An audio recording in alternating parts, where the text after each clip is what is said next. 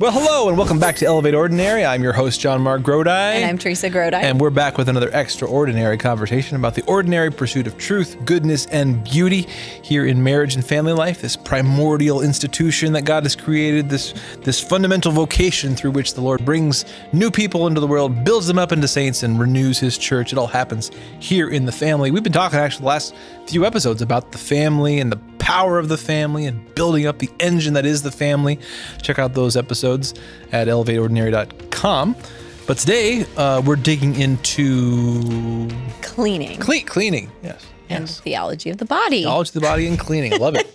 Okay, so the reason why I chose this topic is because we have like a Little Flowers / hospitality girls group at our parish that our girls participate in. And quite often I come to a topic and I'm like, I'm going to rewrite this. Not because I don't like it, but because I really like to take stuff from my own life and talk about it. So I had the last topic left over because I didn't go to the planning meeting. And the last topic left over was how to clean a room, which is so ironic because our whole basis of ministry is not cleaning when people come over. So I was like, well, I can't. As a family. I can't read from this book. For those who are coming in late to this, as a family. Yeah, we don't clean when we have people over. We don't go overboard with cleaning when people come over because we want to put them at ease. Unless our dog is shedding. We want to embrace messy hospitality. So that's what she's referring to. Yeah. So I was just like, I can't read from this book because I don't practice any of this. And all of the moms know I don't practice it. And all of the kids know we don't practice it. So I was trying to rethink the topic. And I realized that this topic is actually incredibly personal, deep for me, and has gone through my entire life. So I thought I would share it because it's my show. I hate that voice and I do that voice all the time. Sorry. So the topic is how to clean a room. Okay. Why do we clean? Okay. Why do we clean? My cleaning story. I don't have an answer for that.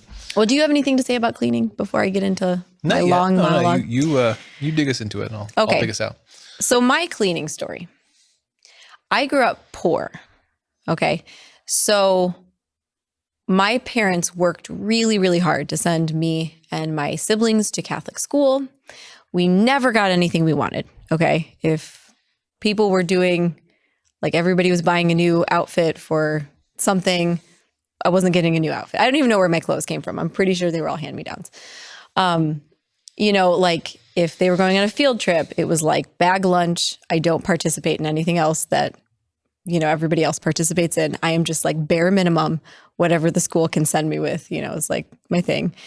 Always packed my lunch, and sometimes we didn't even pack lunches. We just kind of ate whatever other people would give us. Okay. So, we were poor. Okay. So my only way to look at the future as somebody who is a really ambitious, future-oriented temperament, okay, was that I had to make it happen, okay? And you can't get a job legally until you're 15 and a half, at least when I was a kid. And so the only thing I had was me. And I had to kind of make that work, So my parents had a business, and at that business, I'd help clean and I'd count lines and take the transcription work into the doctor's offices and pick it up and all that kind of stuff. But when I got to high school, they had a work-study program, which basically meant I just cleaned my high school. Everything from raking leaves, doing yard work, cleaning statues. It was a Catholic church or a Catholic school.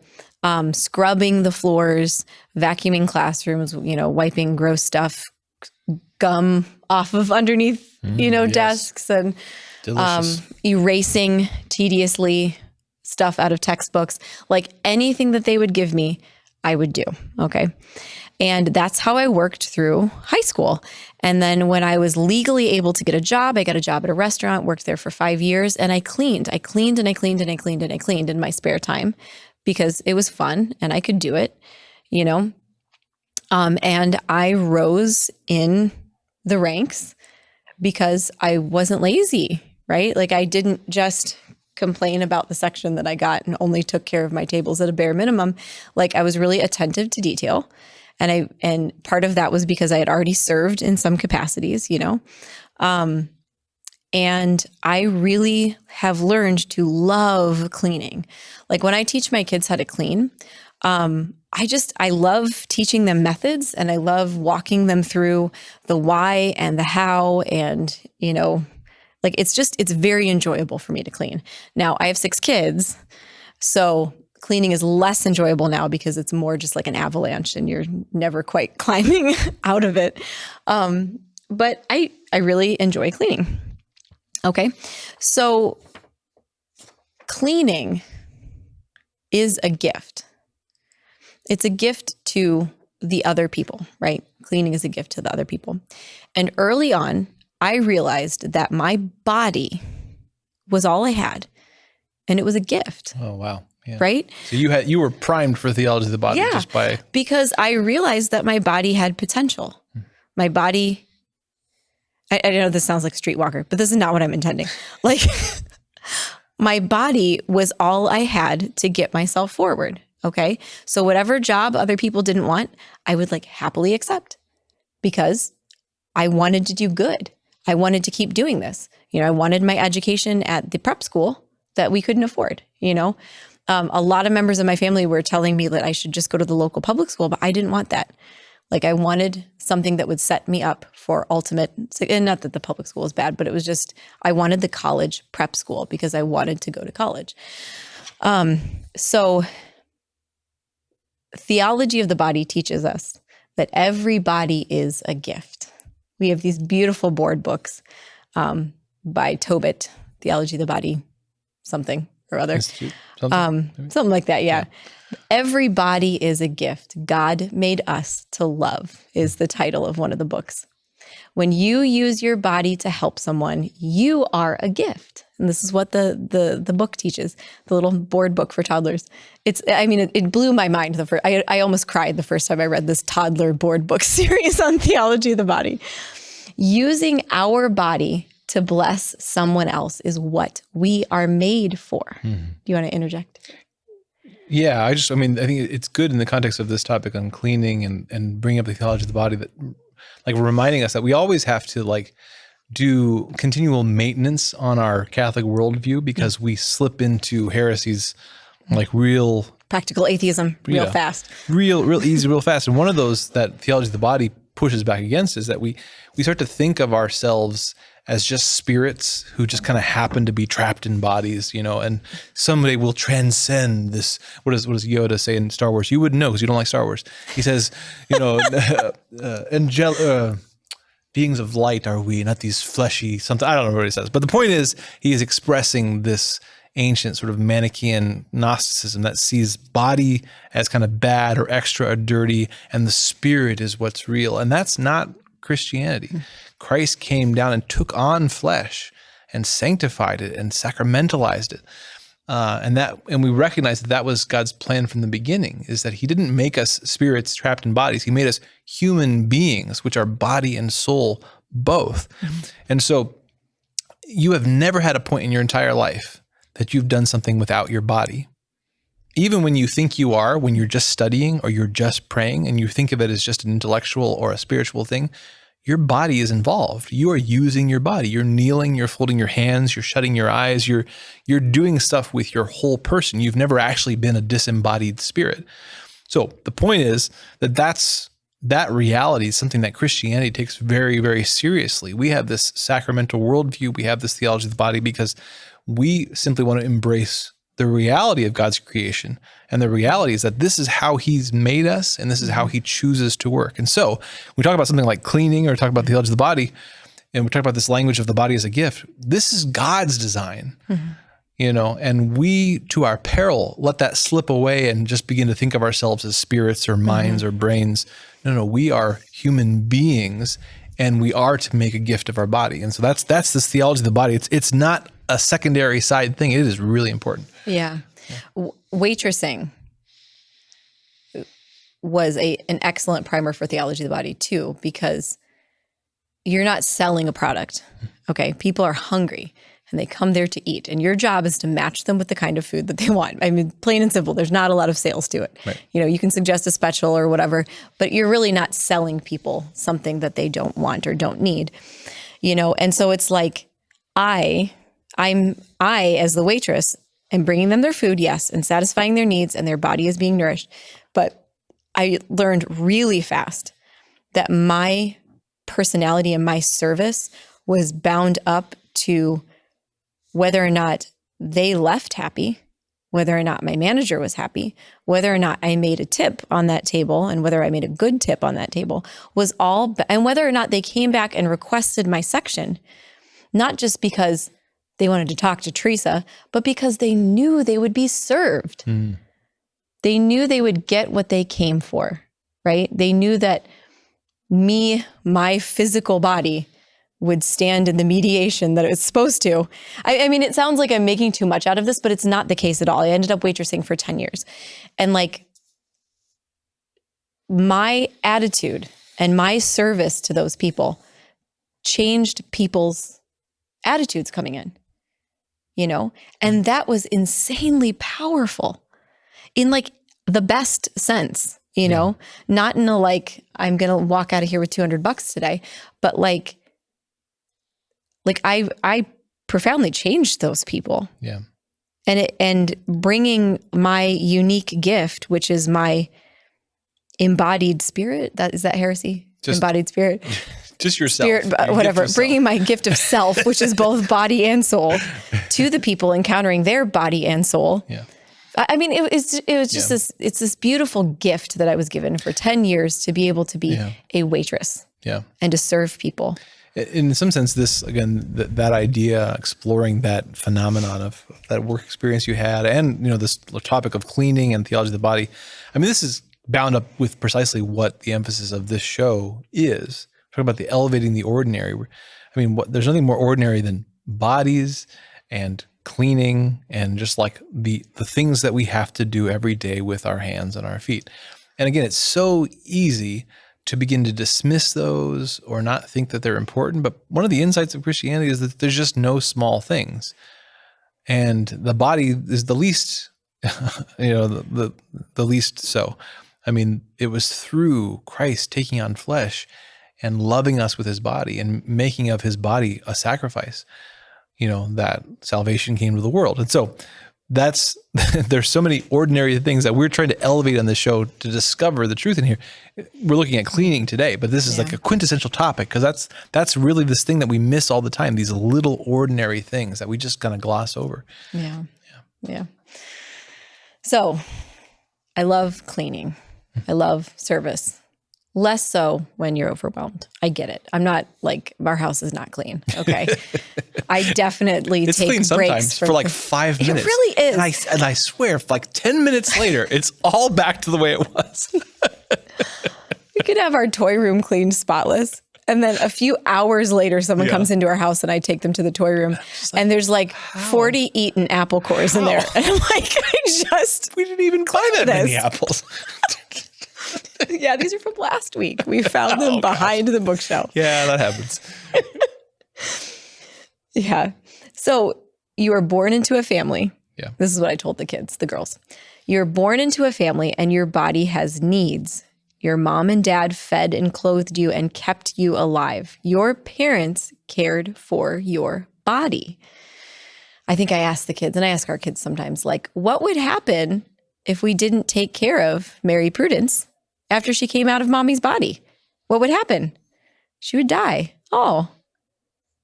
So how does she not die? We take care of her. Yeah. When I learned that? I learned that probably when I was 20. Because you kind of come to maturity and then you're I was born a 16-year-old completely capable of living in this world. Who are you, Mom? Why can't I wear this? I remember thinking that of my mom, how dare she tell me that I can't wear something that says I'm a flirt? As if I'm just this person that popped into existence. Anyway. Yeah. So God gave us the fourth commandment to honor our mother and our father. Though you are still young, you're very capable of using your body to help your family, and you have a duty to do so. We work so that we can be free from work. I think that's That's not Josef Pieper, is it? It fits with his thing. Okay. So I was encouraging the children that you can work to contribute to your family's ability to be without work for a time. Okay. Yeah. So, I mean, like I was trying to, I don't want to dumb it down, but I wanted them to get it, right? That like, we're not just working only because I want my education the way I want it, or only to put a roof over our head. We are, but that ultimately we all pitch in the community. You know, when you think of like small villages, they all pitch in and hire a butcher, and everybody butchers their pigs at the same time. And then you have a huge party and everybody looks forward to that pig slaughtering party. And so you work so that everyone can participate in the leisure. Yeah. Let me crack that open just a little bit more, because that's a sentiment that sounds really weird to our modern ears. And again, Josef Pieper, my homeboy, has this great He says book. that about you too. You really? That's great. Okay. God rest his soul. I'm sorry. I'm so flippant. Leisure, Anyway. The Basis of Culture is the name of the book, but a lot of his thesis there is, and it's not really a thesis. I mean, this is just the Bible. This is just our faith, that the deepest thing isn't our work, but God's gift, right? And part of the reason that God gives us a Sabbath day is because without the Sabbath day, we start to forget that this isn't about me and my work and pulling myself up by bootstraps and saving my own soul. It's that, no, God has given me everything. And my work is a gift from him too. My putting myself to good work in carrying out his work is good. But then my work ultimately is for the Sabbath. Like, we work so that we then can set aside, and on the Sabbath we're with God. It's about relationship. It's about presence. It's about true leisure and worship. The work is for that. It's not the other way around. In our modern mind, and this is what Pieper points out, in our modern mind, it's the exact opposite. We rest on Sunday and maybe Saturday in order to be more ready to go out and do more work. And that's the world's way of thinking, because again, in the world's way of thinking, this is all there is. And so our work is all that there is. And the only reason we rest is so that we can do more work and so that we can try to accomplish more. But we know as Christians that the deepest thing isn't our work, but God's gift. Everything is an exitus reditus, a God sending forth and us giving back to God. He gives to us and we give back to him. And so our work is important, but it's important as a gift back to God through other people and through the tasks he's given us. And it's ultimately oriented towards bringing both ourselves and other people to a place of true leisure, that is resting in God, resting in each other, in our relationship and being together. That's what it's oriented towards. And so anyway, that's what's meant by this. Yeah. Lately, I don't know if it's just been some grace kick, but I've been keeping the counters more clean in our kitchen. Yeah. Because everything happens in our kitchen. Yeah, eating and everything happens in our kitchen. So like when the two tables that are in our kitchen and the counters are not clean, it really slows things down and makes us less creative. That was something I noticed. Like, we are less creative when our two tables and our counter are just full of crap. Right. Other places can be full of crap. Sorry. Stuff. The crap drawer can be full of crap. But like, if these tables and the counters are, it's just a sludge. Like, I just don't even want to move and nobody gets anything done. So yeah, it's contributing to the leisure, right? It's contributing to the happy time at the table. Yeah. When we're forcing our kids to eat the food that they loved yesterday and hate today, and homeschooling, right? Yeah. Which happens around our table as well. One more thing, just that when we do in obedience to God, when we take that Sabbath day and we remember the reality that the deepest thing is God's gift, not our work. Well, then what happens is then our prayer, our leisure, our worship informs our work and not the other way around. Mm-hmm. In other words, we go back out to our work and suddenly our work is able to be more of a sacrament, more of a prayer of itself, because we remember, this isn't about me doing everything by myself, whatever. No, this is about an act of love. This is a prayer. This is a gift back to God. So the Sabbath informs our work. Yeah. I was kind of thinking as we were talking, and I'm not sure how this fits, but we were talking a little bit about pendulums. Well, just how your life sometimes vacillates between fastidiousness and liberality, Yeah. But that I have these times where the party after Mass is what I'm looking forward to. But it doesn't feel sinful. It feels like an abundance of, it's kind of like the best part about Ash Wednesday is when it's over. Oh, because you're fasting, right? But not in like this selfish way. Okay. It's like that the death is over and now it's the life. Well, this is what they didn't understand when they questioned Jesus and the disciples when they were eating grains. They were picking and eating grains on the Sabbath day, right? Because Jesus turns to them and said, guys, you don't fast when the bridegroom is with you, right? And they didn't get that, both because they didn't understand that Jesus Christ was Lord, but also because they didn't understand the subtleties here of the nature of work and the nature of true leisure and worship. Well, it almost feels like Mass obviously is the passion, death, and resurrection of Jesus, but like it's the passion, and then it's really precious when we take our kids to get their Sunday treat. It's really precious. It's like it's an extension of the life that comes from the Mass. Right. Anyway, that's not. No, that's good. I mean, it's also just the reality too that whatever Mass is truly in its essence, the reality is also that our experience of it as a family, this period of our life is often one of messiness and holding toddlers and a bunch of stuff. And so it's sometimes we get glimpses of the reality that's going on there, but sometimes it's also just it's getting through this obligation really is. Out of love for God. And then we do look forward to, going and treating the family afterwards. Yeah. So. Okay. Tangent over. Yeah, over. Okay. I'm going to read a story about Mother Teresa. Cool. Many years ago in Calcutta, India, I had a chance, this man who's saying this, I had a chance to meet Mother Teresa. She was an incredible woman with an incredible force of personality. When she walked down the street, the crowds parted in front of her like the Red Sea. Yet when you talked to her, if you mentioned the tremendous things she's done, she almost never engaged in the topic at all.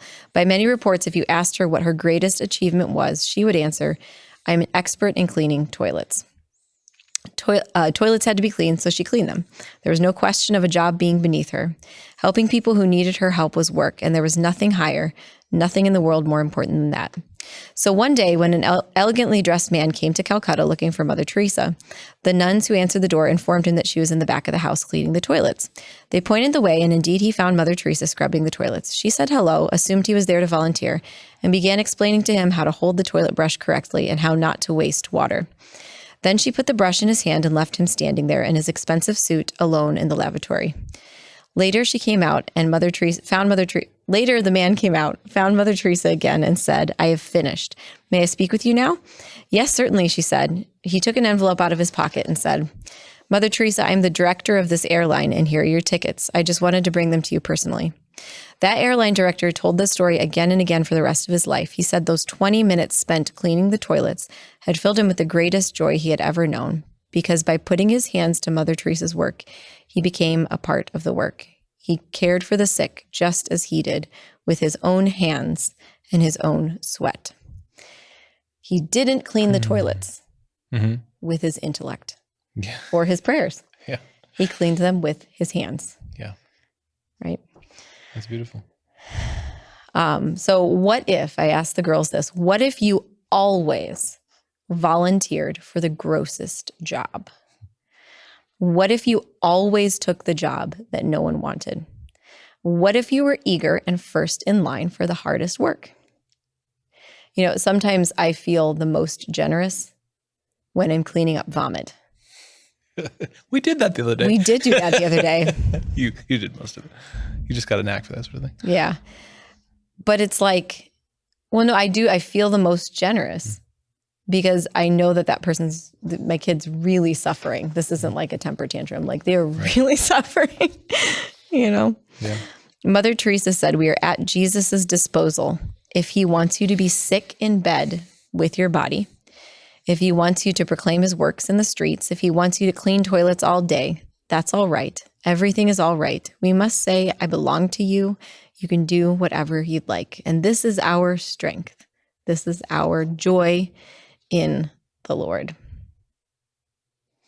Yeah. So even if God wants you to be sick in bed, you still have a body and you still have a responsibility to be in that body, being sick in bed the best way that you can, right? Yeah. That's our whole postpartum episode. Right. Is that this is a time for my body to heal. Yeah. Yeah. Anything to say? Well, just, I think I think there is something about, again, getting that order of operations correct in our mind. We're working out of love. We're working as a gift. We're working towards leisure and the Sabbath, and worship and all that. And that in those things, then we discover that even deeper, the deeper meaning of our work. It's able to be more of a prayer, more of a gift.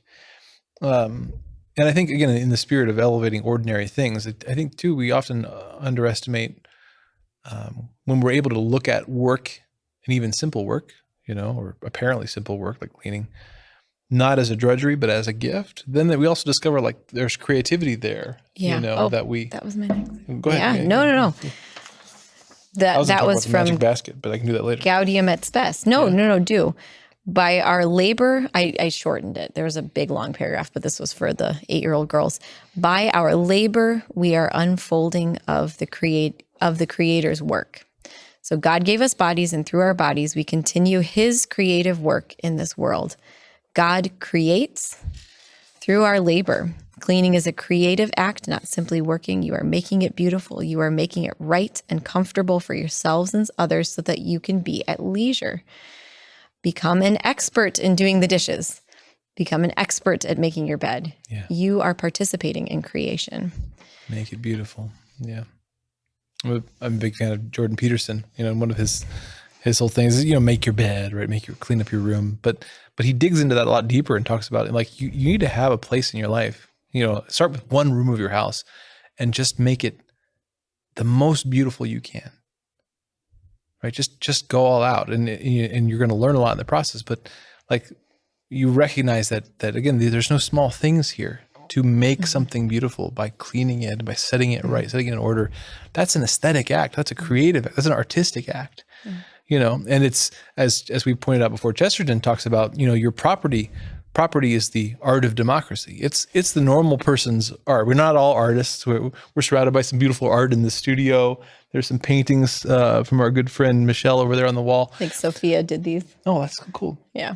We're not all artists like that, but if we have a family, we recognize that all the aspects of family life, that's our art. That's my canvas. Mm-hmm. My cleaning, my building, my teaching, that's the art that God's given to me. And the more we embrace it, the more we see it rightly, we elevate it, the more that comes out of it. This is a weird, goofy example, but one of the things that if you have repetitive tasks, things you have to do over and over again, part of the fun, if you can manage to see it, is to look at the task and say, how can I do it better? How can I do it more efficiently next time? And be always kind of revising your process. And the last half year or so, the kids now know if I refer to the magic basket, go get the magic basket. Because we came up with this technique of I was trying to solve this problem of, like, if you keep up with the tidying, you can tidy up a room pretty quickly, Mm-hmm. But if it gets past a certain point, then suddenly it's this big, daunting task. And why is that? Well, it's because you pick up something and you recognize, okay, that needs to go all the way over there. So you go put it away, and you pick up something else. Well, that needs to go over there. And you can kind of combine, but it involves... And then you find something else on the way that you have to clean. And then you just go over the place. And I recognize that one of the daunting aspects of that, especially for the kids, is that, like, you have to make 1,000 decisions and 1,000 trips. And I was like, there's got to be a way to simplify that. So I designated this one basket in our house the magic basket. Mm-hmm. And I taught the kids, okay, if you're dealing with a room that's just too cluttered, start by clearing the floor entirely. Yeah. Just put it all in a basket. It could take you 3 minutes. Just put everything in the whole room that's on the floor in a basket, and then pause for a moment and enjoy the beautiful floor. Right? Look at the beautiful clear floor, and then, well, what do you have? Well, now you have all the clutter in one spot, and you can take out all the playing cards and put them in one place. All the socks and laundry, put it in the laundry. All the game pieces, and you only have to make one decision for each and one trip for each. Yeah. And so it's a silly little example. It's a really, yeah. But I was just talking to the kids like, hey, this is part of the fun of these jobs is that you look at them, you creatively say, how can I, strategically do this, Anyway, go ahead. Yeah. No, I don't have anything else. Okay. Yeah. So to end that lesson, because I wasn't going to have them clean a room, we ended up cleaning the church. Nice. And oh my gosh, those girls were like, when they heard that a group gets together routinely once a month and cleans the church, they were like, but we don't even know when that is. How will we know when to show up? When can we do this? Can we do this all the time? And they're just like, these are the dustiest things I have ever seen. I bet no one has ever cleaned these. And I'm like, yes, you're probably right. You are probably the first person who's gotten down there on those pews and dusted that artwork. And they were just like, oh. And they just like went to work. I mean, cleaning brings out something in you. I don't know. Only if you see it rightly, right? Yeah. Only if you elevate it. Only if you see it in the light of eternity. Branding, In the light of right? grace. That's right. There. Hashtag. Yeah. Hashtag brand. I don't even know what a hashtag. I forgot Twitter existed the other day. Well, thank you for joining us for this episode of Elevate Ordinary. Again, we'd love to know your thoughts on any of these topics, especially all these little practical aspects of home and marriage and family life. How are you finding ways to elevate the seemingly ordinary things? Because we know that there's not truly any ordinary things. It's all extraordinary in the light of grace. And so let us know what you think. We'd love to hear from you. You can check out elevateordinary.com for more information about the show and about Awaken Catholic, as well as the archives for the show, past episodes. Check those out as well. So again, this has been Elevate Ordinary, extraordinary conversations about the ordinary pursuit of truth, goodness, and beauty. Thanks for being here. We'll see you again soon. God bless.